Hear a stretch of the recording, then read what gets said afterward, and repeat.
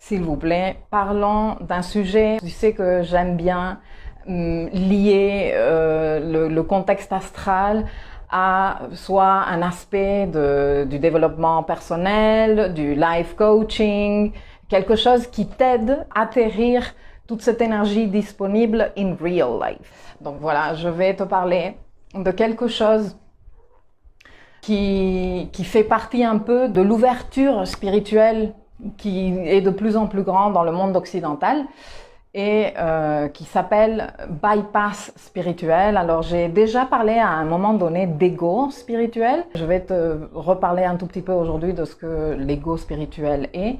Mais on va parler surtout de bypass spirituel. Et pourquoi on parle de bypass spirituel? Eh bien parce que bypass, ça veut dire un contournement. Ce concept de bypass spirituel parle de comment on peut utiliser quelconque pratique spirituelle pour contourner le vrai travail à faire, le travail de tous les jours, le côté 3D dans lequel on vit, etc., etc.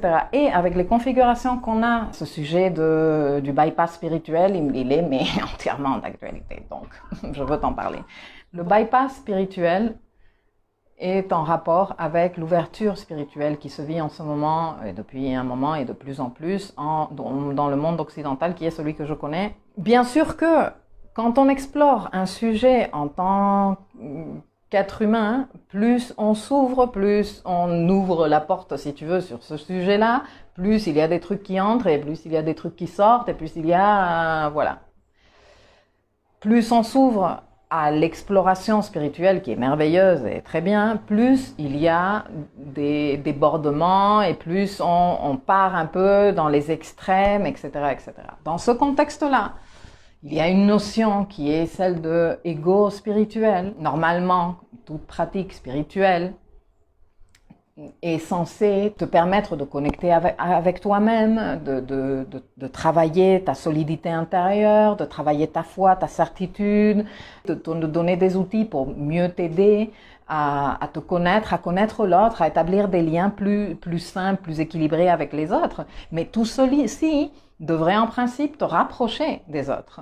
Sauf que quand on n'est pas en train de faire le vrai travail, on peut, et c'est le cas, je pense que tu peut-être es déjà tombé toi-même dans cette configuration, moi aussi, hein, je te l'avoue, ou peut-être que tu connais des personnes que tu vois et que tu dis, bon, c'est toujours plus facile de repérer les autres. Hein. Moi, je t'inviterai à ce que tu t'observes également. Mais bon, toujours est-il que cet ego spirituel, c'est je me sens supérieur parce que j'ai une pratique spirituelle. Et les autres qui ne sont pas en train de faire ça ou qui ne me comprennent pas, eh bien, ils sont à la ramasse. Non, et si moi, par exemple, j'ai décidé de devenir végane et que toi, tu n'es pas végane, eh bien, toi, tu es à la ramasse et c'est à cause de toi que le monde est une catastrophe, tu vois, parce que moi, je suis spirituelle. Et si moi, je fais de la méditation, eh bien, et que moi, je fais du yoga et que moi, je pars faire 3 fois par an du vipassana, eh bien, comme je commence à appartenir à un clan exclusif qui comprend les choses. Et les autres êtres non évolués ne comprennent rien. Bon, ça, tu peux l'exprimer comme ça ou tu peux l'exprimer comme je ne trouve plus ma place parmi ceux qui n'ont pas le même parcours spirituel que moi. Ça a été ma façon de vivre tout ça. Pas que je me sois sentie directement supérieure, même si quand tu t'exclus des autres ou que tu exclus les autres, tu es quelque part en train de te sentir supérieure. Les choses, il faut les dire comme elles sont. Mais c'est juste que tu ne trouves pas ta place. Enfin, moi, je ne trouvais pas ma place. Et ça, c'est dû à cet ego spirituel. Parce que tu es en train de faire un travail spirituel très à la surface. Tu vois, quand tu vas plus profondément dans ta pratique spirituelle, tu te rends compte en fait que tout, ton corps, que tes sensations, qu'il ne faut pas nécessairement aller faire du yoga tous les jours, il ne faut pas nécessairement être en état de méditation intense, il ne faut pas nécessairement être dans ce trip ultra spirituel pour être un être spirituel.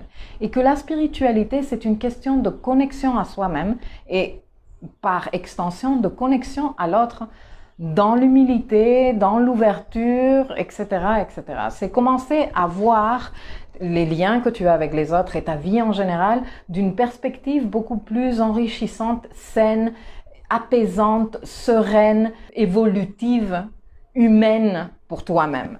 Mais il y a aussi une autre notion qui s'appelle le bypass spirituel. Le bypass spirituel, c'est l'évitement ou le contournement ou je fais comme si mais en réalité je fais pas, en utilisant ma pratique spirituelle comme une excuse. Et je vais te donner plusieurs exemples. Regarde.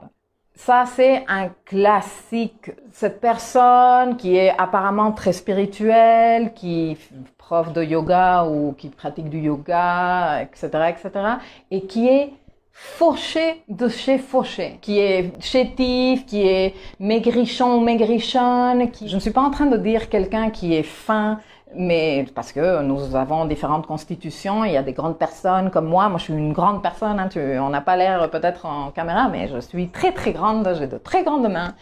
Il y a des petites personnes, il y a des personnes plus costauds, il y a des personnes plus fines. Je suis pas en train de parler de constitution, je suis en train de parler de ces personnes que tu vois franchement que dans le monde de la matière, ils sont à la ramasse. Mais vraiment à la ramasse complet, et qui te disent, ou qui disent dans leur discours, non mais parce que moi, le matériel, je m'en fous. Non, mais moi, je suis un être spirituel et moi... Ça, c'est du bypass spirituel. Ça, c'est utiliser le côté spirituel pour contourner le travail à faire.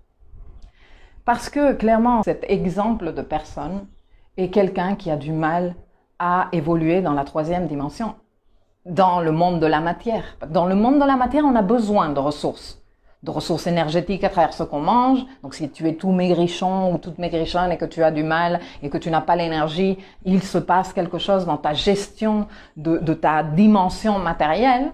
Si tu as du mal à gagner de l'argent, je ne suis pas en train de dire qu'on doit tous être multimilliardaires, hein, non, mais gagner de l'argent pour vivre une vie digne, pour ne pas être à la merci de ce que les autres veulent te donner.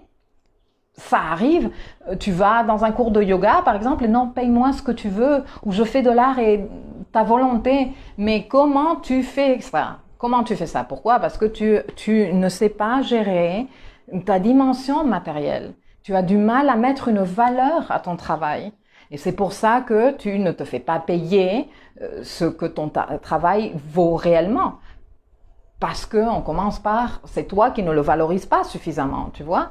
Mais le fait que cette personne soit en train de dire, non, mais moi, c'est que je vis ça parce que je suis une personne spirituelle et que c'est superficiel l'argent ou vivre dans un certain confort, cette personne, elle est en train de bypasser spirituellement. Elle est en train d'utiliser le côté spirituel pour se justifier.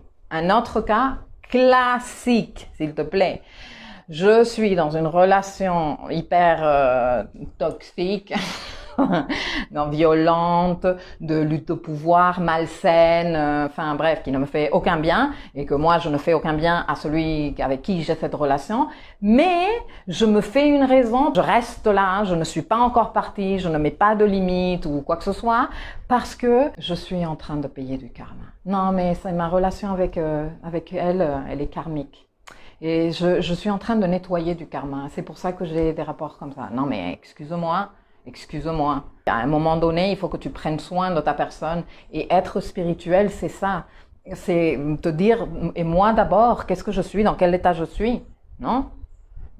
Et on se fait une raison. Et on reste dans ces relations en nous racontant des trucs très New Age. Et je vais te donner une dernière.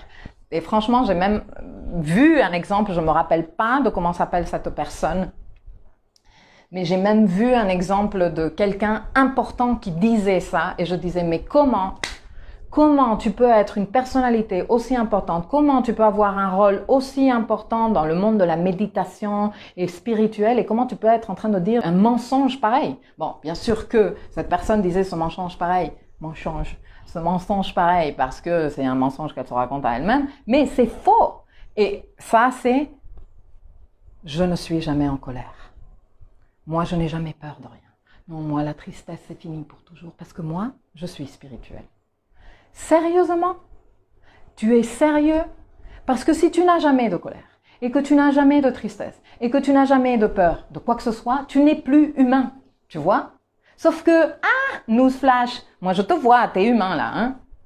T'es humain. Donc, cet excès de calme, et cette personne dont je te parle, c'est une personnalité assez connue dans le monde de la méditation et du... Voilà quoi. Donc, quand moi j'ai vu qu'elle disait ça et que je disais, mais c'est... Non, mais vous n'êtes jamais en colère? Ah non, jamais plus. C'est fini la colère pour moi. C'est pas vrai. C'est pas vrai. Et là, ça nous renvoie vers la polarité que l'astrologie nous montre très bien dans les signes opposés et complémentaires. Là où tu vois un excès de calme absolu, sache que potentiellement il y a un excès de colère, mais absolu aussi. Et peut-être qu'il est en train d'être réprimé. Moi, je me suis préparée des raisons parce que franchement, être dans le bypass spirituel, que ce soit que toi, tu es dans le bypass spirituel ou que tu vois d'autres personnes en train de se bypasser spirituellement, eh bien, ça ne nous fait pas du tout du bien. Et je me le suis noté pour te le dire. Alors, ça nous fait mal parce que ça perpétue l'errance spirituelle. Et donc, la souffrance, parce qu'on ne comprend pas pourquoi, d'après nous, on est en souffrance, on est en train de passer un mauvais moment, on est toujours, si l'autre, il dit qu'il est jamais en colère, maintenant qu'il a atteint Nirvana et qu'il est jamais en colère, et nous, on est toujours en colère malgré le fait qu'on a médité 10 000 heures, comment ça se fait que je suis toujours en colère? Mon chéri, ma chérie, tu vas être en colère tant que tu es ici dans cette incarnation en tant qu'être humain. Alors, en tant qu'être humain, oui, ou peut-être en tant que mammifère, parce que tous les mammifères ont des accès de colère. C'est normal, ça fait partie de notre nature émotionnelle. Renoncer à ça, c'est un mensonge. Dire que cela n'existe plus, que ce n'est pas vrai, que nanana, c'est tromper les autres. Tu te rappelles que la semaine dernière, on parlait de devenir un meilleur miroir pour l'autre? Bon. Point numéro 2, ça nous déshumanise, ça nous sépare et ça nous isole de notre dimension humaine et donc on est en train de rater la moitié du travail à faire parce que nous, on est une incarnation bien physique et bien vraie, musclée avec des sensations corporelles et des émotions, avec un travail spirituel à faire en même temps. Ça perpétue, point numéro 3 et dernier point, ça perpétue les amalgames et les intox autour du travail spirituel et de son manque d'efficacité.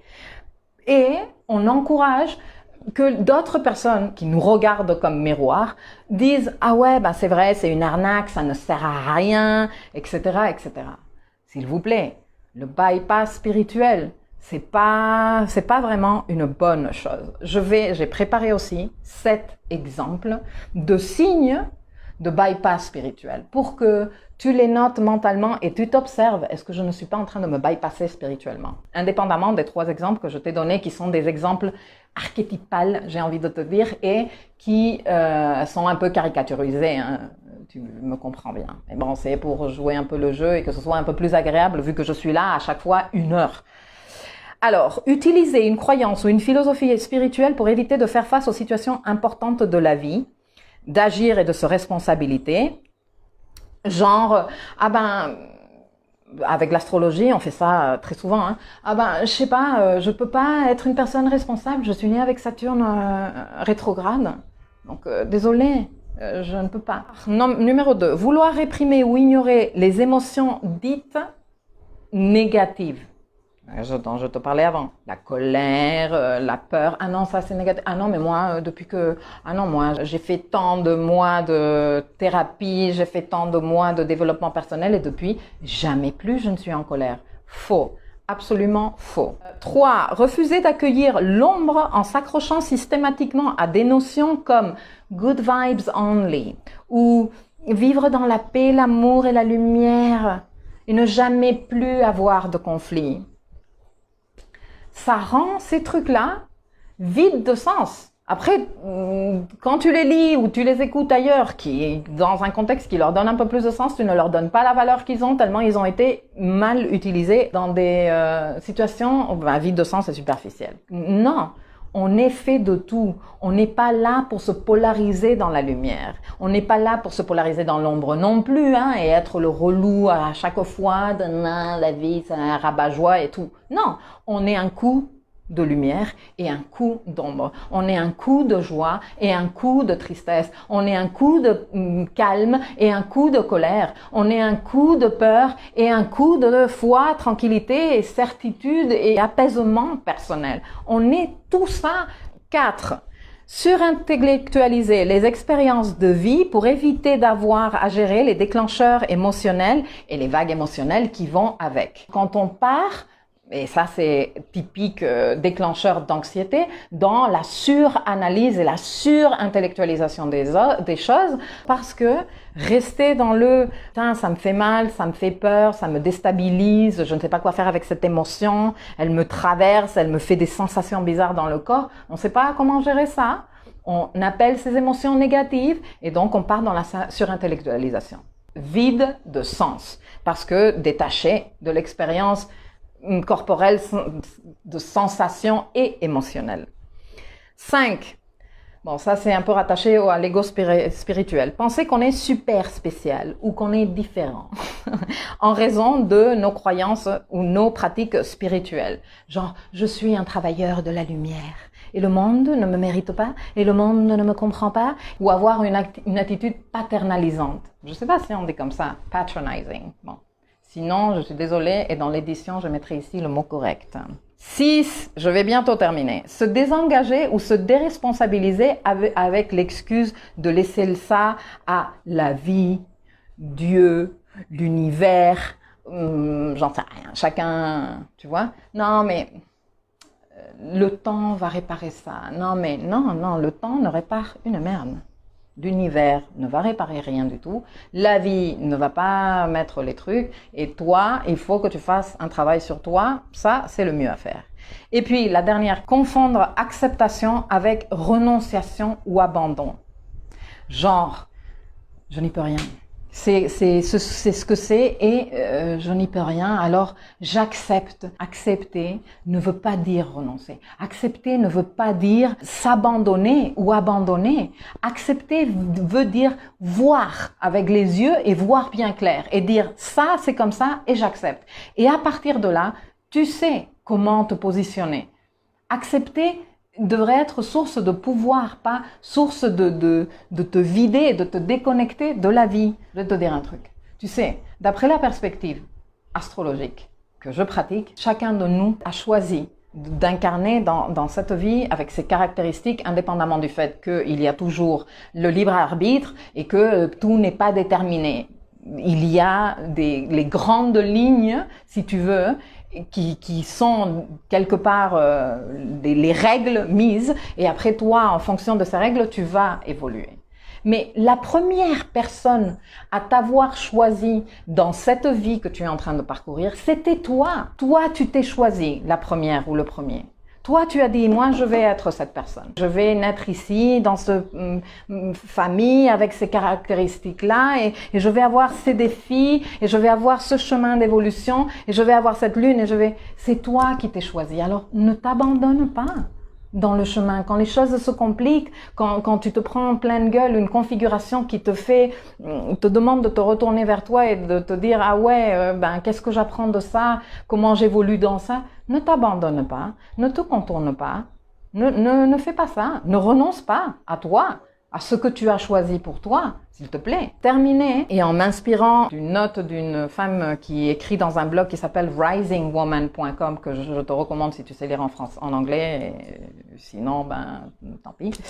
Je vais te lire un mini-texte. Avoir une pratique spirituelle est une belle chose. Pour beaucoup d'entre nous, nos croyances spirituelles sont ce qui nous permet de faire confiance au cours des moments difficiles et d'en sortir en ayant l'impression d'avoir appris quelque chose, de lui donner un sens précieux. Se sentir connecté à une puissance supérieure, à une source d'énergie divine, semble différent et se vit différemment par chacun de nous. Et il n'y a absolument rien de mal à faire confiance au chemin lorsque les choses n'ont pas de sens pour le côté le plus terre à terre de nous. Qui peut dire si les choses arrivent pour une raison ou pour une autre? Si nous venons ici avec un karma, ou qui peut assurer ça? Mais avec cette sagesse, nous devons être conscients des façons dont nous pouvons contourner notre expérience humaine en la spiritualisant de trop, en l'intellectualisant, en évitant les responsabilités ou en vivant dans notre mental, dans notre côté très cartésien, au nom de la spiritualité. Le bypass spirituel est risqué. Il nous empêche de ressentir et de traiter nos émotions de manière authentique. Il nous empêche d'intervenir dans notre pouvoir en nous appropriant notre vie. Et il nous sépare des autres. Plus nous nous accrochons à l'idée que nous sommes supérieurs ou que nous sommes exempts de certaines parties de l'existence humaine en raison de notre spiritualité, moins nous sommes vraiment spirituels. La colère est spirituelle, la tristesse est spirituelle, la joie est spirituelle, le sexe est spirituel parce que tout est spirituel. C'est pourquoi, lorsque nous nous engageons dans un vrai travail de conscience, nous parlons souvent d'intégrer les polarités, d'intégrer la lumière et d'intégrer l'ombre. Et c'est en acceptant toutes les facettes de notre esprit, de nos comportements, de notre humanité, de notre psychisme, que nous devenons des personnes plus conscientes, plus équilibrées, plus spirituelles. Ce n'est pas en ignorant nos ombres, ce n'est pas en détruisant notre ego, ce n'est pas en renonçant à notre côté matériel que nous nous rapprochons de notre spiritualité. Nous sommes une expérience à 360 degrés, je le dis régulièrement. Et donc, il faut travailler avec nous-mêmes dans cette totalité. Voilà. Je voulais te parler de ce bypass spirituel parce que l'axe réveillé est en rapport justement avec je vis dans la matière et je renonce au spirituel, ou je me polarise dans le spirituel et je renonce à la matière, et dans cette lutte de cette dualité qui, en réalité, nous demande d'être intégrés et de dire « je suis un corps et je suis une conscience ». Et tous les deux ensemble, on est ici en train de faire un travail.